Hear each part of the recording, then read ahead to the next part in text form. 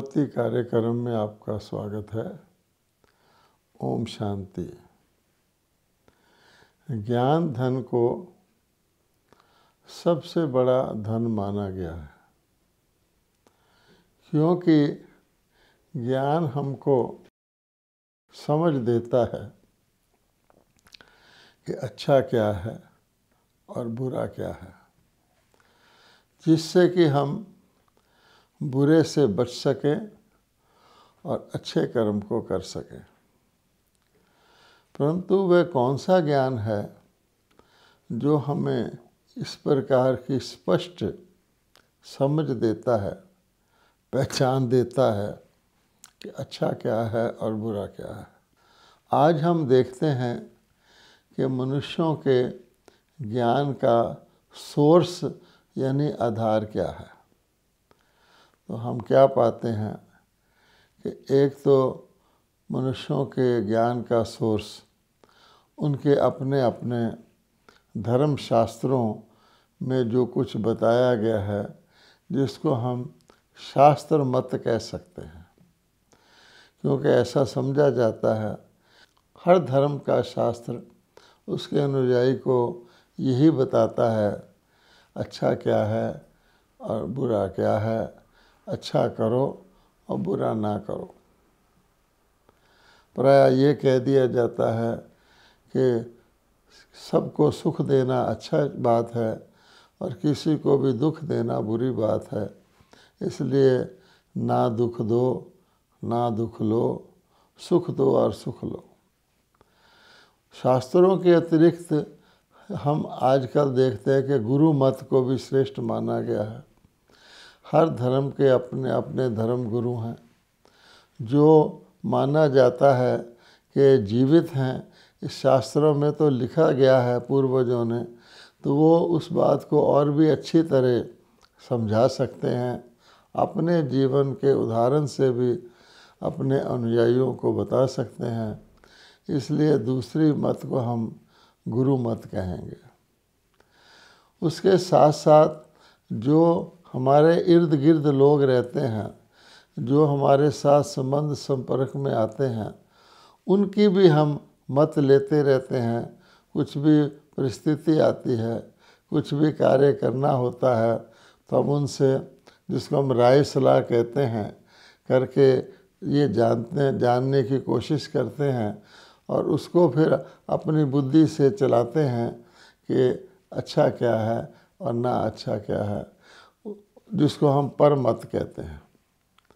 और फिर उससे भी ज़्यादा जिस मत या ज्ञान को हम जीवन में फॉलो करते हैं, अनुसरण करते हैं, उसको मन मत कहते हैं। कि अन्य सभी प्रकार की मतें जो हमने अभी अभी सुनी, उन सब को फिर हम अपने मन मत की कसौटी पे टेस्ट करते हैं कि ये जो कुछ हमें बताया जा रहा है ये मेरी मन मत के अनुकूल है, और यदि वो मन मत के अनुकूल होता है तब हम उसको बोल में, संकल्प में, कर्म में लाते हैं। अच्छा, अब प्रश्न पैदा होता है ये मन मत किस बात पर आधारित है।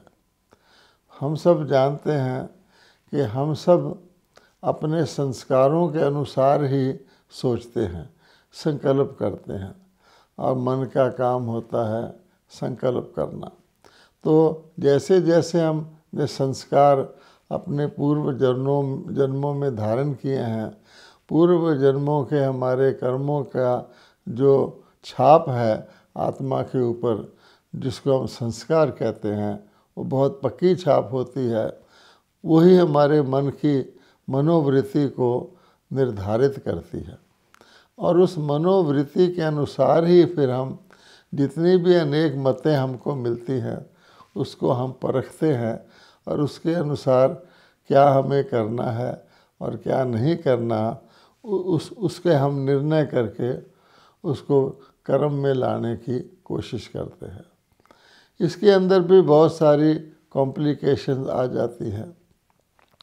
पहली बात तो यह है कि अगर हमें जो मतें हमने वर्णन की उनमें से कोई मत वाकया ही हमें अच्छे और बुरे की पक्की पहचान देती है, तो भी अगर हमारी मनोवृत्ति उस बात को स्वीकार करने की नहीं है, हमारी मनोवृत्ति संस्कारों के वश या अधीन होकर के कुछ उससे विपरीत बता रही है, तो हम उस अच्छे को समझते हुए भी नहीं कार्य में लाते। इसके लिए दुर्योधन का उदाहरण आमतौर पे दिया जाता है कि दुर्योधन कहता है कि मुझे मालूम है अच्छा क्या है और बुरा क्या है, लेकिन मेरी मनोवृत्ति ही नहीं है उसको करने की जिसको आप अच्छा कह रहे हैं। अब बताइए, जब मनोवृत्ति इतनी प्रबल है, उसके विपरीत है, तो फिर उसको जानने का क्या लाभ हुआ। तो आज हम देखते हैं हर प्रकार का ज्ञान होते हुए मनुष्य अपनी अगर मनोवृत्ति को चेक करेंगे तो मनोवृत्ति का फोर्स या मनोवृत्ति का बहाव इतना तेज होता है कि हम किसी दूसरी दिशा में जाना भी चाहे तो नहीं जा सकते। जैसे कोई तूफान होता है तो तूफान हर चीज़ को अपनी दिशा में ही ले जाता है, और कई लोग तूफान के साथ जाना पसंद करते हैं क्योंकि तूफान हमें बिना मेहनत के ही अपनी दिशा में उड़ा कर ले जाता है। हमें तो क्या, हमारे घर, साधन संपत्ति सब उड़ा कर ले जाता है।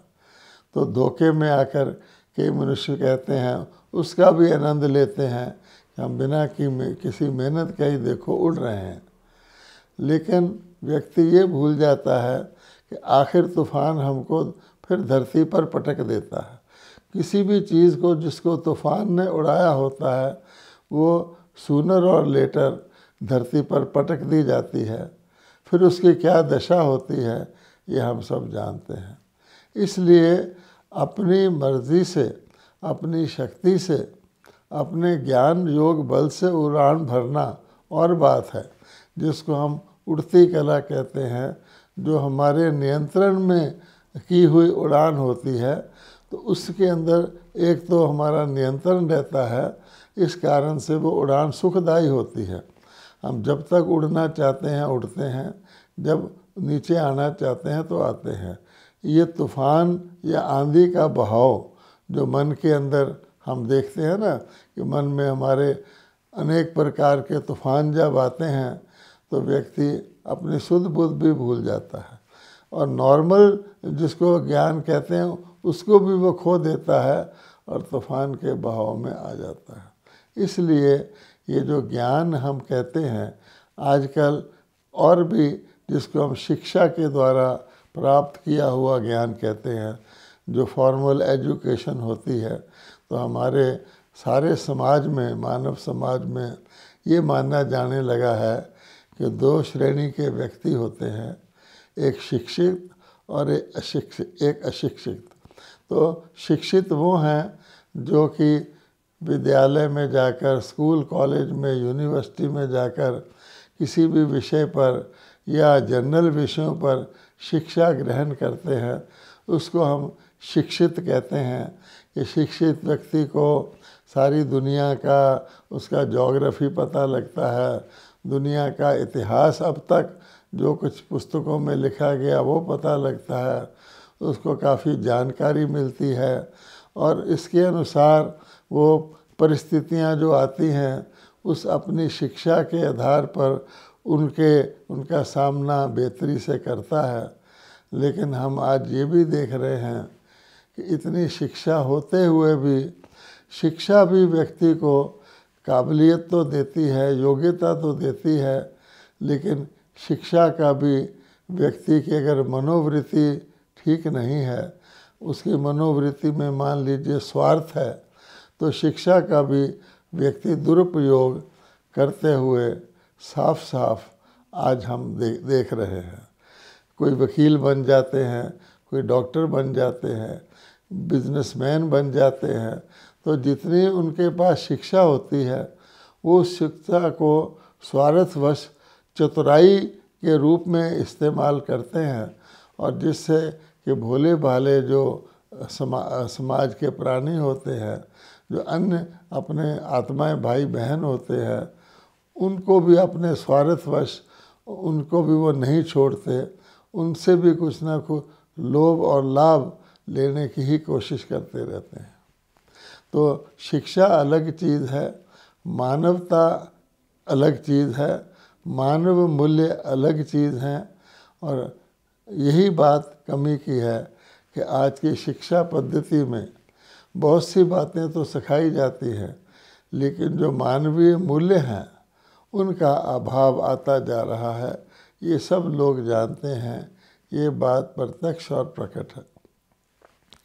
एक और बात जो हमारे ध्यान पर आती है वो ये है कि जो कुछ हमको ज्ञान मिलता है, जिसको हम नॉलेज कहते हैं, जिन भी साधनों से जिनका अभी अभी हमने वर्णन किया, वो जो ज्ञान मिलता है उस ज्ञान का मतलब ये होता है कि हमें समझ आए कि हमें क्या करना है, क्या नहीं करना है, क्या हमारे असली हित में है और क्या हमारे हित में नहीं है। यद्यपि वो बात आकर्षक लग रही है वर्तमान समय, लेकिन अगर हम तीनों कालों को देखते हैं तो बात हमारे हित में नहीं है। एक सिंपल उदाहरण अगर हम लेते हैं, मान लीजिए कि उधार लेने की बात है। आज समाज के अंदर बहुत सारे इस प्रकार के पद्धतियाँ चली हुई हैं जिसमें एक व्यक्ति को एनकरेज किया जाता है, प्रोत्साहित किया जाता है कि वो उधार ले ले और उधार ले कर के जो भी उसको वस्तुएं साधन अच्छे लगते हैं उन साधनों को ले सकता है और फिर उधार को ब्याज सहित धीरे धीरे लुटा सकता, वापस कर सकता है, ताकि व्यक्ति अपने संसारिक जीवन को सुख शांति में चलाए। तो ये भी एक प्रकार का ट्रैप जिसको कहते हैं, एक प्रकार का जाला है जिसके अंदर अगर व्यक्ति फंस जाता है तो वो पाता है, वो देखता है बाद में जा कर के कि मैं उस जाले से निकल नहीं सकता हूँ। जो वस्तुएं मैंने ली हैं वो मेरी वापस भी ली जा सकती हैं अगर मैं उसका जो उधार लिया है, ऋण लिया है, उसकी जो किस्तें हैं वो किसी कारण से नहीं दे सकता हूँ। बहुत बड़ा व्यक्ति के ऊपर बोझ पड़ जाता है। कई बार तो पिछले उधार को चुकता करने के लिए व्यक्ति अगला उधार भी लेते हैं। ये हमने एक उदाहरण दिया है जिसको हम ज्ञान कहते हैं। अब आप देखेंगे उस ज्ञान के अंदर अगर हम और मिलावट कर दें, यानी अच्छे और बुरे की पहचान के ज्ञान के अंदर अगर हम और मिलावट कर दें, जिसको हम इन्फॉर्मेशन कहते हैं। एक हो गई नॉलेज यानी ज्ञान, जिसमें हमें ये शक्ति मिलती है हम जानें कि क्या अच्छा है क्या नहीं अच्छा है, ताकि हम निर्णय करके अच्छे के ऊपर चल सकें। जिसके रास्ते में भी जैसा जैसा अभी हमने आपको बताया अनेक रुकावटें आती हैं, लेकिन उसके अंदर इन्फॉर्मेशन जिसको कहते हैं जानकारी, जिस जानकारी को कोई आवश्यकता नहीं है वो भी हम अपने अंदर भर लें, यानी ज्ञान के अतिरिक्त। तो आज दुनिया में आप देखते हैं तो अनेक प्रकार की जानकारी आपको दी जा रही है। मीडिया के द्वारा इतनी जानकारी दी जा रही है जिसकी आपको वास्तव में कोई आवश्यकता नहीं है। अनेक प्रकार की कि दुनिया में किस कोने में क्या हो रहा है, इस प्रकार की जो बहुत ज़्यादा मात्रा में जानकारी दी जा रही है। यानी ज्ञान अगर 5% है तो उसमें अगर आप 80% फालतू जानकारी डाल लेंगे तो 5% ज्ञान, अच्छे और बुरे की परख, वो भी उसके अंदर गायब हो जाता है। तो इसलिए कहा जाता है कि आज की दुनिया में नॉलेज यानी ज्ञान के साथ व्यर्थ जानकारी बहुत ज़्यादा हो गई है। और हम जानते हैं जहाँ व्यर्थ होता है वहाँ समर्थ नहीं होता है, जहाँ विस्तार होता है वहाँ सार विस्तार में गुम हो जाता है। तो नतीजा ये है कि आज हम देख रहे हैं कि सारी दुनिया के मानव बिना किसी पैसा खर्च किए उनको इस प्रकार के प्रलोभन दे कर के उनका जो समय है उसके अंदर भी व्यर्थ जोड़ा जा रहा है। उनकी बुद्धि के अंदर जो जानकारी दी रही है वो अति बहुत सारी व्यर्थ है, जिससे क्या हो गया है कि बुद्धि के अंदर संकल्पों का ट्रैफिक जैम हो गया है। जैसे हम धरती पर देखते हैं कि अगर बहुत सारे वाहन जो हैं भिन्न भिन्न दिशाओं में आकर के अपनी अपनी दिशा में जाने का उनको रास्ता ना मिले, एक जगह इकट्ठे हो जाते हैं। हर एक जाना चलना चाहता है लेकिन वो चल ही नहीं पाता है। इस प्रकार से आज का मानव जो है उसकी जो बुद्धि है अनेक प्रकार की व्यर्थ जानकारी से इतनी भर गई है कि उसके अंदर जो ज्ञान है वो ज्ञान भी लुप्त सा हो गया है।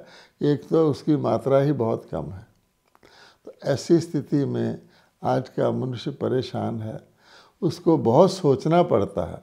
अर्थात जैसे किसी जगह कोई वस्तु रखी हो लेकिन उसको कायदे से ना रखा हुआ हो। आपके किचन के अंदर मान लीजिए सफ़ेद रंग की बहुत सी वस्तुएं होती हैं, चीनी भी सफ़ेद होती है, नमक भी सफ़ेद होता है, मैदा भी सफ़ेद होता है, बहुत सारी चीज़ें सफ़ेद होती हैं। और मान लीजिए आपको उसमें नमक चाहिए लेकिन वो आपको पता नहीं कहाँ है और डब्बों में बंद है, तो आप परेशान हो जाएंगे। नमक खोलने गए तो कभी आटा निकल आएगा, कभी मैदा निकल आएगा, कभी अरारोट निकल आएगा, कभी चीनी निकल आएगी, तो आप और भी ज़्यादा उलझ जाएंगे। अर्थात जहाँ किसी चीज़ में उलझन होती है उस सुलझी हुई चीज़ नहीं होती, तो प्रायः कहा भी जाता है ये सुलझा हुआ व्यक्ति है। ये व्यक्ति सुलझा हुआ नहीं, अर्थात हर वक्त उलझन में ही रहता है और उलझन की उधेड़ बुन में व्यक्ति सोचते सोचते थक जाता है। अर्थात उसकी बुद्धि थक जाती है तो फिर वो क्या करता है कि जब उसको कोई चीज़ का संकल्प करने की, कोई कार्य करने की, कोई बोलने की, किसी के संपर्क में आने की जब परिस्थिति आती है, आवश्यकता पड़ती है, तो इतना उलझा हुआ होता है कि एक तो वो सोच ही नहीं पाता इस परिस्थिति में जो मेरे सामने आई है मुझे क्या करना है। यद्यपि उसको करने का ज्ञान उसके अंदर होता है लेकिन वो ऐसा उलझा हुआ होता है कि समय निकल जाता है। उसके बाद वो सोचता है ओहो मुझे तो ये करना चाहिए था। आम तौर पे आप देखेंगे ये परिस्थिति हर व्यक्ति के साथ है।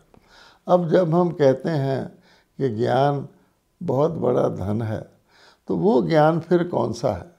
तो परमात्मा कहते हैं कि वो श्रेष्ठ ज्ञान मैं ही देता हूँ।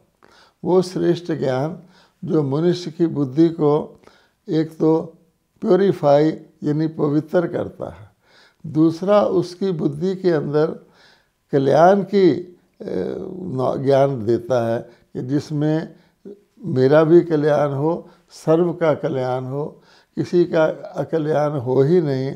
ऐसे ज्ञान, ऐसे संकल्प उसकी बुद्धि में आते हैं। और उसको कौन दे सकता है? तो हम जानते हैं कि परमपिता परमात्मा ही, जिसको हम ज्ञान का सागर कहते हैं। जो ज्ञान हमने वर्णन किए उसके सोर्स अलग अलग थे।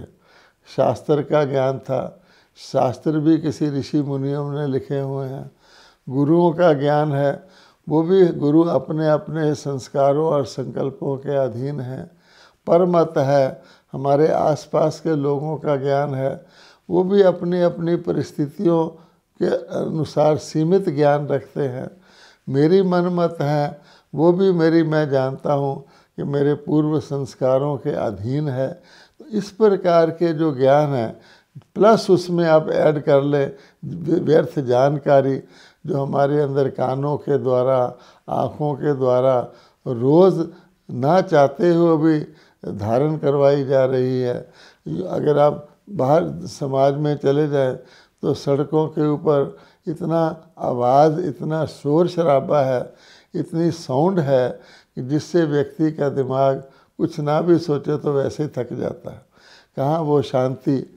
हम जानते हैं कि शांति के स्थिति में व्यक्ति की स्मृति बहुत तेज़ होती है। हमारी कोई चीज़ गुम हो जाती है तो भी हम इधर उधर ढूंढते हैं, उसकी बजाय हम शांति में बैठते हैं तो हमें याद आ जाता है कि हमारी वो चीज़ कहाँ पड़ी है। आज तो शांति नाम की चीज़, दो प्रकार की शांति होती है। एक तो आवाज़ की शांति।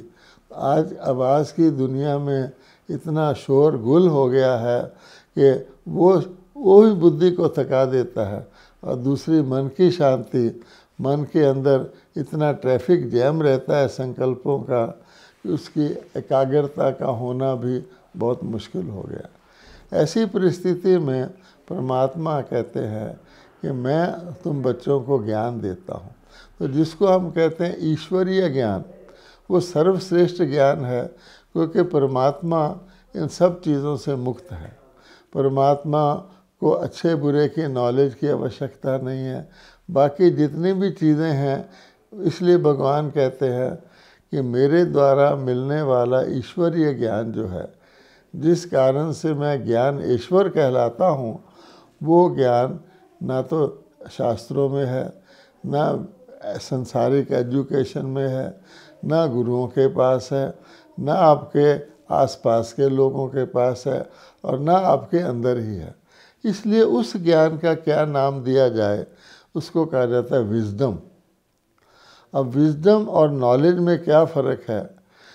विजडम परमात्मा से मिलती है, और जैसा कि शास्त्रों में लिखा हुआ है, ज्ञान यज्ञ सर्वश्रेष्ठ यज्ञ है। परमात्मा ब्रह्मा जी के द्वारा गीता अध्याय 3 में बताया गया है, ज्ञान यज्ञ रचते हैं प्रजा सहित। वो ज्ञान परमात्मा ब्रह्मा जी के द्वारा देते हैं मनुष्य आत्माओं को, और सरस्वती को भी वो ज्ञान मिलता है और उसको सबसे ज़्यादा धारण करती है। इसलिए सरस्वती को गॉडेस ऑफ विजडम कहा जाता है। उस ज्ञान को अमृत भी कहा गया है, यानी वह ज्ञान जो मनुष्य को अमृत प्रदान कर दे, जो अविनाशी ज्ञान हो, जो आत्मा के अंदर चला जाए। बाकी जितने ज्ञान है हमारी मृत्यु के साथ, शरीर के साथ समाप्त हो जाते हैं। अगले जन्म में फिर हमें अगले नए सिरे से वो ज्ञान लेने पड़ते हैं। अगर कोई व्यक्ति PhD की डिग्री वाला भी शरीर छोड़ता है, अगले जन्म में उसको फिर KG से ही पढ़ाई करनी पड़ती है। यानी जिसको हमने कहा गया है विद्या एक ऐसा धन है जिसको कोई लूट नहीं सकता, वो उस विजडम के लिए कहा गया। अब परमात्मा कहते हैं मैं जो ज्ञान अमृत सुनाता हूँ, मैं जो विजडम देता हूँ, उसकी खूबी क्या है? उसकी खूबी ये है कि आपको अच्छे बुरे से भी ऊपर चले जाते हैं। आपको ये भी नहीं सोचना पड़ता अच्छा क्या है और बुरा क्या है। आप सीधे के सीधे आप अच्छा ही सोचते हैं, अच्छा ही करते हैं, सब चीज़ में कल्याण ही होता है। स्वाभाविक तौर पर ही अच्छा हो जाता है, जिसको हम कहते हैं भगवान आकर के देवलोक बनाते हैं, मनुष्य को देवता बनाते हैं। अब देवता का नाम ही है देने वाला, तो परमात्मा ऐसे अमर बनाने वाला ज्ञान अमृत देते हैं, जिससे व्यक्ति में इतनी क्षमता आ जाती है, वो देता ही रहता है। और देने से आप जानते हैं उसकी अंदर जो एक प्रकार का जमा होता है, देने वाले के अंदर जो दूसरों से मिलता है उस वापसी में, उसको हम दुआएं भी कह सकते हैं, आशीर्वाद भी कह सकते हैं। सभी कहते हैं कि आपको हमारी उम्र भी लग जाए। इस प्रकार की विजडम जिसमें ये भी सोचना ना पड़े अच्छा क्या है बुरा क्या है, अच्छा ही सोचें, अच्छा ही करें, अच्छा ही बोलें, तो वो विजडम वर्तमान समय गीता का भगवान ब्रह्मा जी के द्वारा ब्रह्मा कुमार कुमारियों के माध्यम से प्रदान कर रहे हैं, जो बहुत सार रूप में ज्ञान अमृत है। और सार रूप में व्यक्ति का जीवन बिल्कुल आसानी से, सहज तरीके से इतना सुखमय हो जाता है कि उसके अंदर दुख की लहर भी नहीं आ सकती। और अगर आती है तो जैसे सागर के अंदर कोई आग लगाने की कोशिश करे तो उस प्रकार से वो समाप्त हो जाती है। ओम शांति।